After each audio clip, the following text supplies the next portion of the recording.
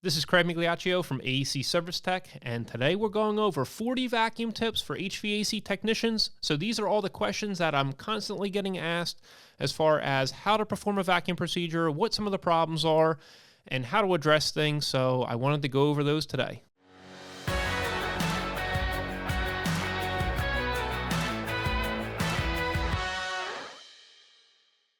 The point of a vacuum procedure is to make sure that you're getting any non-condensables out of the system before allowing refrigerant to enter the system's tubing. Any air, any nitrogen, any water vapor. And so really what you're doing is you're lowering the pressure within the tubing due to the vacuum pump, and you are boiling any water vapor out of the system, and you are measuring your vacuum level with a vacuum gauge. And so after you get down to the correct micron level, you can do what's called a standing vacuum test, where you turn the vacuum pump and hoses off basically from the system. So you're valving them off. Then you're checking and measuring on your vacuum gauge to see if your vacuum level goes up higher than what you're shooting for. So a lot of times I'm shooting for, say, 200 or 300 microns, and I just want to see if that vacuum level continues to rise, signaling that we do have some type of a problem. But if it does remain stable, we know we're good to go. So here we go with our 40 vacuum tips. And tip number one is don't use refrigerant hoses that are not rated for a deep vacuum, especially if you are trying to hold what's called a decay test or a standing vacuum test through the hoses. So you want to use hoses that are specifically made for pulling a vacuum. Tip number two is to replace the rubber grommet in the end of the vacuum hose if you see it's getting worn out. The other thing is you could add a drop of refrigerant oil or some nylog right onto that piece of rubber in order to help it seal up against the connection port, say on the vacuum pump or on the port of the system.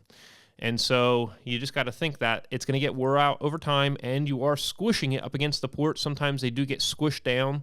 So that's another reason to go ahead and replace it. So they have replacement versions of these. You can just take a small little thermostat screwdriver and just kind of pull it out and just slide your new one in. Tip number three is keep the amount of hoses to a minimum when you're vacuuming a system. So the more hoses, you got to think it's going to take longer to attain your deep vacuum level, and there's more connection points to potentially leak. Tip number four is to pull a vacuum through a larger diameter, shorter hose that's vacuum rated and that has reducing ports. So basically you have a 3/8 hose with a 1/4 inch port. And so that's going to allow you to pull a vacuum faster. Tip number five is vacuum hoses don't have to be costly. So you could use a 3/8 hose on your vacuum pump. And so you'd have a 3/8 end on one side, a 1/4 inch end on the other side. And so you could use that for your vapor side of the system because that has larger tubing. And then on the liquid side, you could use just a shorter 1/4 inch hose. And so maybe it's a 1 foot or 2 foot long 1/4 inch hose, and it may only cost like $10. So the whole point is that you don't have to have really expensive vacuum hoses to pull a deep vacuum. Even these ones that reduce, say this 3/8 hose that reduces down to 1/4 inch ends, they're not very expensive. So don't think that you have to have some crazy expensive setup. Tip number six is during the decay test or standing vacuum test, whatever you'd like to call it, that's when we are trying to prove that our vacuum is holding and that we don't have any water that is frozen, say now it's thawing and increasing pressure within the system. So the point of the standing vacuum test is to prove that your vacuum level is the true vacuum level, not just when your vacuum pump is running. And I want to make sure that when you are doing that, you're not allowing your hoses to remain in the vacuum system. So what we do is we use valve core removal tools and we put our vacuum gauge closest to the system, and so we eliminate the vacuum being held by the hoses. Tip number seven is when we are using our vacuum hoses, I would rather you not trust these little ball valves on the refrigerant hoses themselves unless there's a special marking on it that says it's vacuum rated. A lot of these ball valves are meant for positive pressure only. And so it may end up leaking right out of the valve part of that hose. So that's just going to lead to frustration if you include these in your vacuum setup. Tip number 8 is to set apart a certain set of vacuum hoses. So you're only doing vacuums with these hoses. And the whole point is that, say you just did the vacuum procedure 4 hours ago or a day or two ago, you know that those hoses and tools are all accurate, everything is clean, everything's good, and so if you needed to pull down to 100 microns, you just did it 4 hours ago, you know there's not going to be any problem with your vacuum tools. So if you use, say, vacuum hoses for not only vacuums but for recovery, you're going to have old oil, maybe water vapor in those hoses, and then when you go to do your vacuum, the vacuum pumps, the work is actually to remove the contaminants from these hoses then. So you don't want to be doing double work. So just set yourself aside a clean pair of vacuum hoses. Tip number 9 is if you use valve core removal tools on the ports of the system when you're performing a vacuum, you're going to be able to keep your vacuum hoses clean before you break the vacuum with refrigerant from the bottle or from the system. You can turn this valve off, and then you have your vacuum hose over here. It's in the same condition it was before you did your vacuum. So once again, you're protecting those vacuum hoses from any contaminants. Tip number 10 is if you're using a valve core removal tool to remove the valve core from the port of the service valve, then really you don't need to have any valve core depressor in the end of the vacuum hose. So you want to remove that valve core depressor, and you can just unscrew it with a pair of needle nose pliers or even the end of your valve core removal tool. So usually that is just set right in there, and it's just kind of threaded into the rubber grommet. And so the whole point is that this is going to restrict flow if you leave this little valve core depressor in place. So valve core depressors are usually factory installed onto refrigerant hoses that are designed for positive pressure. Vacuum hoses usually come without a valve core depressor in the end. Tip number 11 is when you're explaining your vacuum setup to somebody, you're calling this a Schrader valve or a valve core. And so some people get confused. Some techs never even hear the words valve core before. So they've only heard Schrader valve, or some techs don't hear Schrader valve, they hear valve core. And so we use a tool called a valve core removal tool in order to remove this beforehand. And of course, you could just use a standard valve core screwdriver tip to remove this when the tubes are empty, only when the tubes are empty, in order to perform a vacuum. Obviously, when you have positive pressure in the system, this little valve core is actually holding back the refrigerant in the system. And so you want to remove this before doing a vacuum because it's a little restriction. Imagine you're trying to pull a vacuum through this tiny little hole here. And so I just want you to know both names for this specific item. Tip number 12 is to make sure to pull the valve core from the port before doing your vacuum procedure. The reason for this is this is going to act as a restriction for your vacuum. You're going to have to actually pull through the tiny little hole in the end of the valve core in order to do your vacuum procedure, so it's going to take way too long. The other advantage for removing this is that you're going to get a more accurate reading of the vacuum level within the system. When you have your vacuum gauge out here, you're going to be able to measure more accurately if you don't have that restriction separating the inside of the system from the outside of the system on your vacuum setup. Tip number 13 is if you left the valve core in the port and it was screwed in there and you're trying to pull a vacuum through that, it may take maybe 10 times longer to pull a vacuum through that little tiny hole right here. So you're trying to remove the contaminants from the entire line set. Imagine how big a line set is. Maybe it's a 7/8 OD vapor line and a 3/8 OD liquid line, and you have 50 foot, 100 foot of that, and you're trying to pull any non-condensables through a tiny little hole right here in order to get them out of the tubing. So imagine you can remove this and you have a clear pathway in order to pull your vacuum. So it's best to pull your valve cores on a empty tubing run before pulling a vacuum. You just got to remember to use valve core removal tools and have them on here so that you can reinstall these after you have positive pressure on the system. Tip number 14 is if you are using valve core removal tools on your vacuum setup and you choose to only use 2 of them, you want to have your vacuum gauge on the larger of the 2 line set runs, which in this case, it's the vapor line. And so the whole point is that you're getting a more accurate reading for your vacuum while the vacuum pump is running if you mounted it on the suction line versus on the liquid line. And so you could do that right on the side of the valve core removal tool. Tip number 15 is if you attach your vacuum gauge right onto the side of the valve core removal tool, you want to leave the valve core right here on the side. So you don't want to remove that. And the whole point is you have a valve core depressor in the end of the vacuum gauge, and so it will depress that in order to get an accurate vacuum reading. And once you pull your vacuum, you can check what your true vacuum level is during the standing vacuum test. And so I don't want you to remove this while you're still under vacuum. You only remove this after you have positive pressure from the refrigerant in the tubing. Tip number 16 is you can add a third valve core removal tool onto the system's port. So you have 2 valve core removal tools on the vapor side and only 1 on the liquid side. And the whole point of this is that you can isolate the vacuum gauge before you break the vacuum with refrigerant.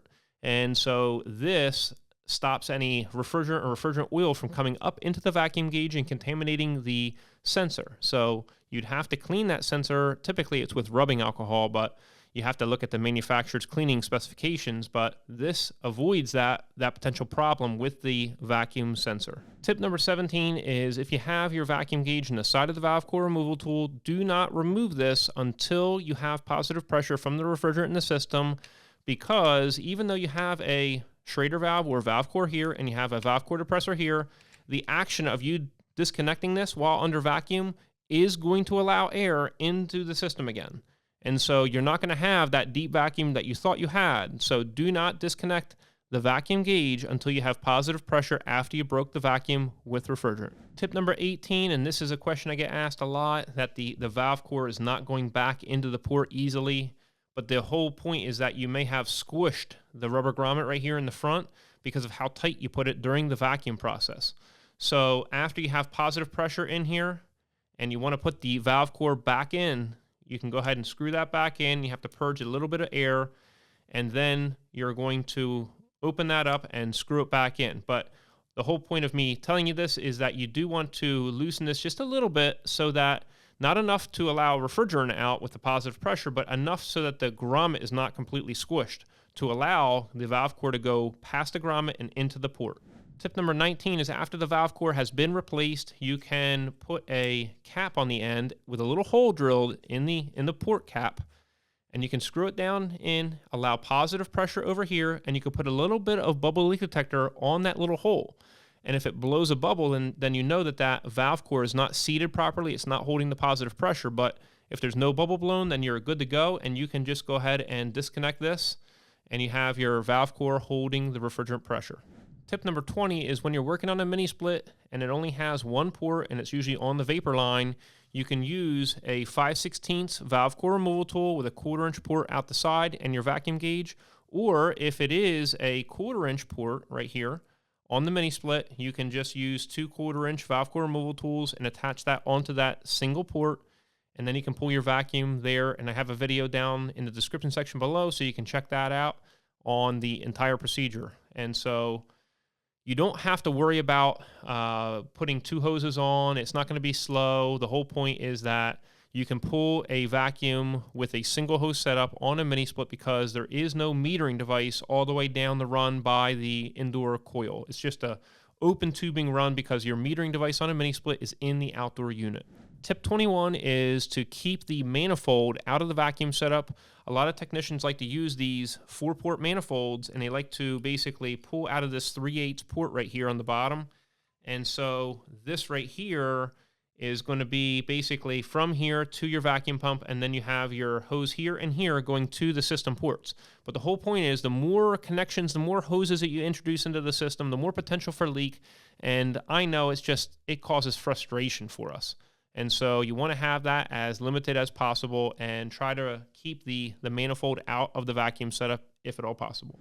Tip number 22 is if you do choose to include your manifold gauge set in the vacuum setup, you're going to require 3 hoses in order to pull your vacuum. A lot of techs end up putting the vacuum gauge on the manifold, but what that means is that during the standing vacuum test or the decay test, you're going to be holding the vacuum via your refrigerant hoses, and those tend to leak. And so the closer that you can get this vacuum gauge to the system, the better.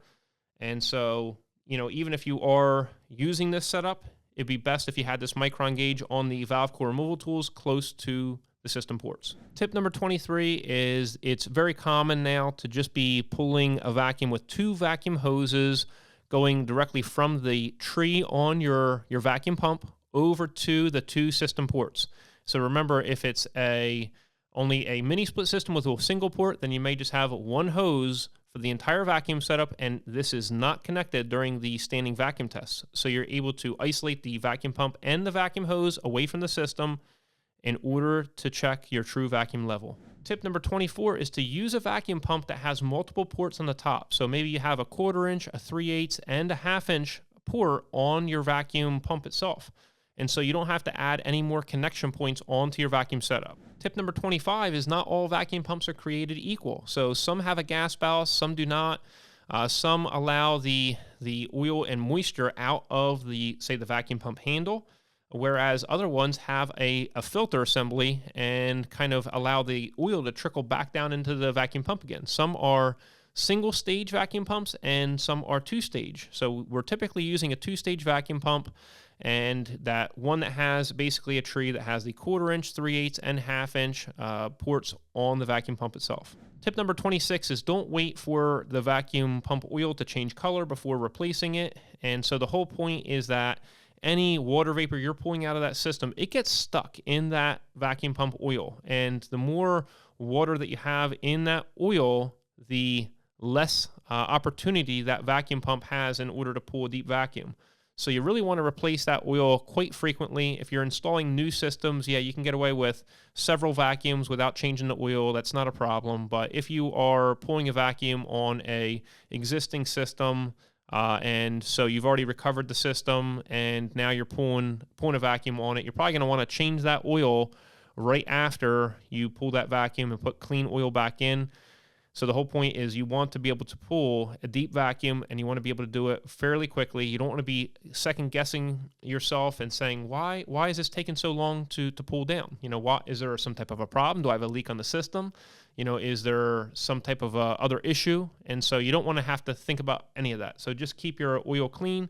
You really want to build that into the price of the job, your oil replacement. You don't want to have that be something that the technician eats, as far as the cost for the oil. You want to have it be a supply that your company is purchasing and kind of going through it, and it's built into your pricing. Tip number 27 is not all vacuum pumps come with a gas ballast, and that's okay. The gas ballast is there to avoid water from getting stuck in the oil during your initial pull down when you turn your vacuum pump on until you get down to, say, 10 or 15,000 microns. And at that point, you'd go ahead and close that and then draw down into your deep vacuum. So if you don't have the gas ballast, any of that initial water vapor that you'd be pulling is going to get stuck in the oil. And so that's just kind of one of these things that helps your vacuum pump oil last longer.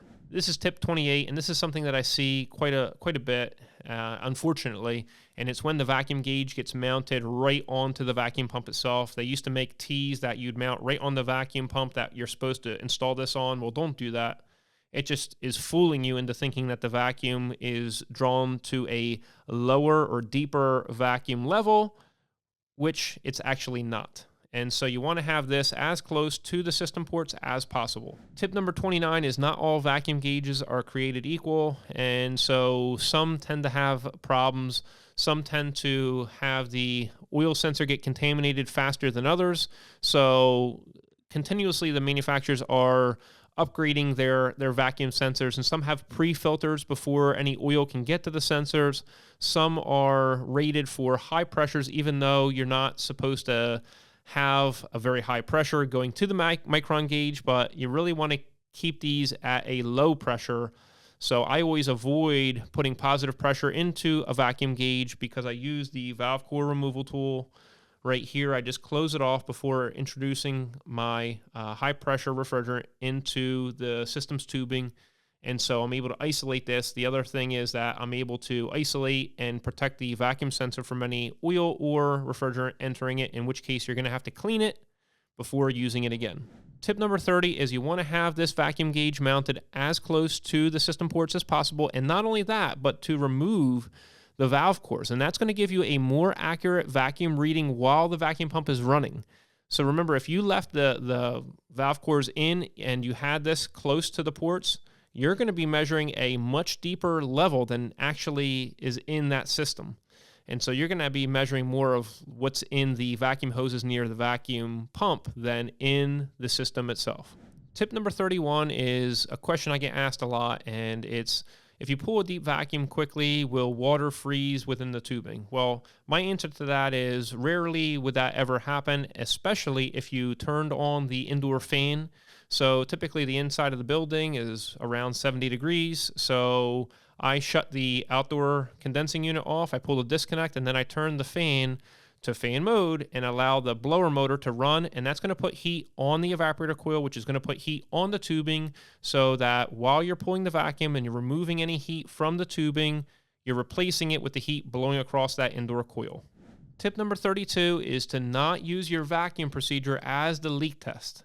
So if you do have a leak on the system's tubing during the vacuum procedure, you're going to actually be pulling the contaminants into the system through the leak spot. And so you really want to make sure to do your pressure test with nitrogen beforehand, and that will determine if you have any leaks, and you can release that pressure and do your vacuum procedure. Tip number 33 is that the current EPA 608 guidelines for pulling a vacuum is 500 microns or lower, but typically we're shooting for maybe anywhere from 150 to 300 microns on a system. Tip number 34 is to make sure that you do what's called a standing vacuum test, otherwise known as a decay test.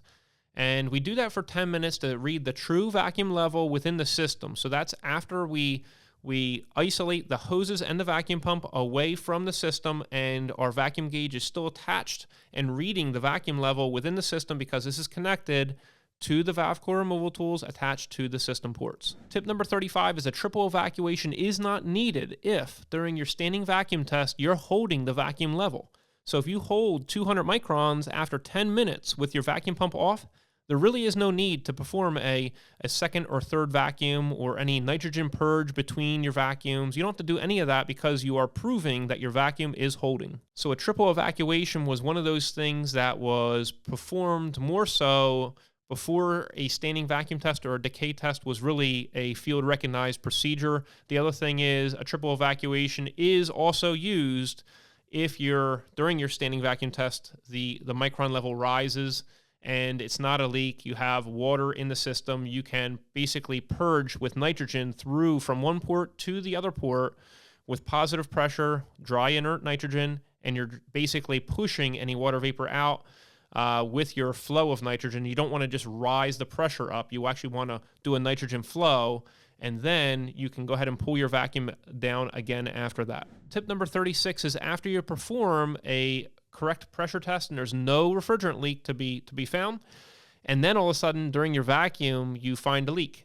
A lot of times that's happening at the service valve at the O-ring. So that's happening on older existing systems. So in those cases, what you really need to do is you have to recover all the refrigerant out of that system, and then you actually have to take a Q-tip with some refrigerant oil and then rise the stem back up and down inside of here. Now you could use Nylog as well. So you're trying to wet the O-ring in the service valve. So once again, that really only happens on older systems. Tip number 37 is if you are doing a 2-hose vacuum setup and you're pulling from both sides of the system, and then all of a sudden your micron level is jumping around. That is a problem where you have to perform a oil blowout procedure. And really what's happening is you have 2 oil globs basically locking some air in between them inside the tubing, and they're just kind of moving a little bit from side to side within the tubing due to the vacuum. So what you need to do is you need to take nitrogen and flow it at, say, 100 psi through the system, and that's going to not blow the oil out of the system, but it's going to blow the oil onto the inner walls of the tubing and allow you to pull your vacuum through the tubing. So make sure to check out our video on the oil blowout procedure and other vacuum problems. Tip number 38 is some technicians like to use a single hose setup on a 2-port system.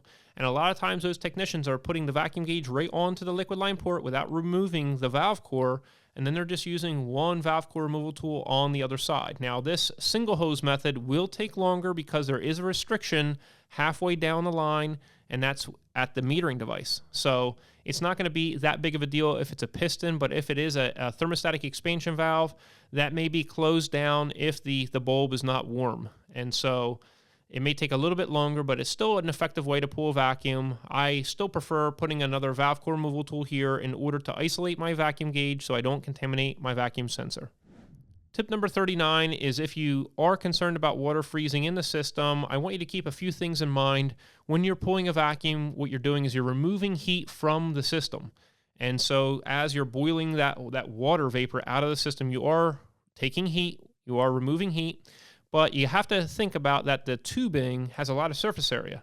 And if that's around 40-degree air or higher, it's going to be absorbing more and more heat. Really, it's 32 degrees or higher. It's going to be absorbing enough heat to replace the heat lost during the vacuum process. And especially if you were to turn on your indoor blower at the evaporator coil, that's going to allow more heat to the tubing in order to replace the heat that you're removing, and you're not really going to have any ability for that water vapor in the system to freeze onto the walls.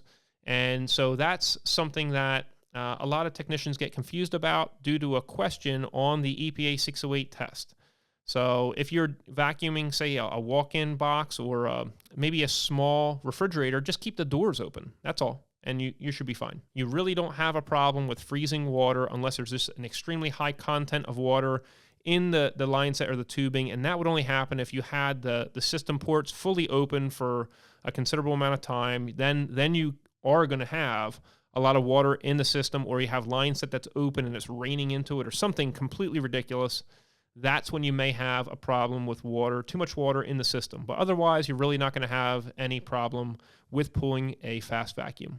So tip number 40 to wrap this up is really that during the standing vacuum test, you can prove that your vacuum was done properly. And so after 10 minutes, if you are holding with your vacuum gauge, say 180 microns or something like that, and it's not rising, you know that you don't have any leak, you don't have water vapor or air in the system, that tubing is ready for refrigerant to be added to it.